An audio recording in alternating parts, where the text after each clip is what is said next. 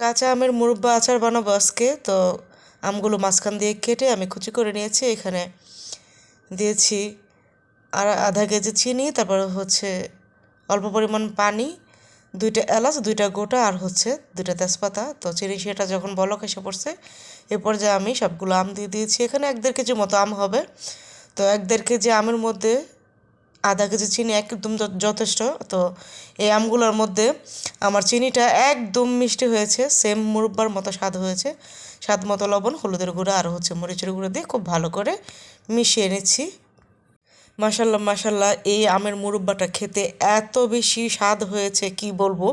আপনারা অবশ্যই আমার রেসিপি ফলো করে তাড়াতাড়ি করে আম পেকে যাওয়ার আগেই এই মুরব্বাটা বানিয়ে নেবেন। আর এখন কিন্তু আম প্রায় পেকেই যাচ্ছে। তো এই বড় বড় যে আমের বড়া বেঁধে গেছে ওই আম দিয়েই কিন্তু মুরব্বার আচারটা খুবই ভালো হয়। শক্ত শক্ত আমের বড়া যখন হয়ে যাবে তখনই এই আচারটা বানাতে খুবই ভালো হয় আর কি।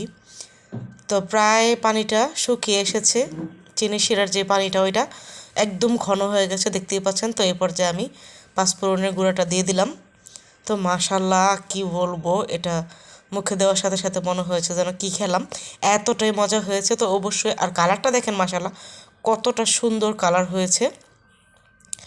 তো এ পর্যায়ে আমি একটা বাটিতে উঠিয়ে আপনাদেরকে দেখিয়ে দিচ্ছি যে কতটা ঘন হয়েছে। তো মুরব্বা আচার বা মুরব্বা কিন্তু একটু রসালো টাইপের খেতে ভালো লাগে। তো আমি খুবই কাছ থেকে আপনাদের দেখিয়ে দিচ্ছি কতটা সুন্দর হয়েছে দেখতে।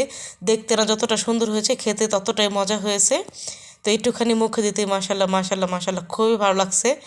তো আজকের ভিডিওটা এই পর্যন্তই। সবাই সুস্থ থাকবেন, ভালো থাকবেন, আর অবশ্যই এই আচারটা একবার বানিয়ে খেয়ে দেখবেন।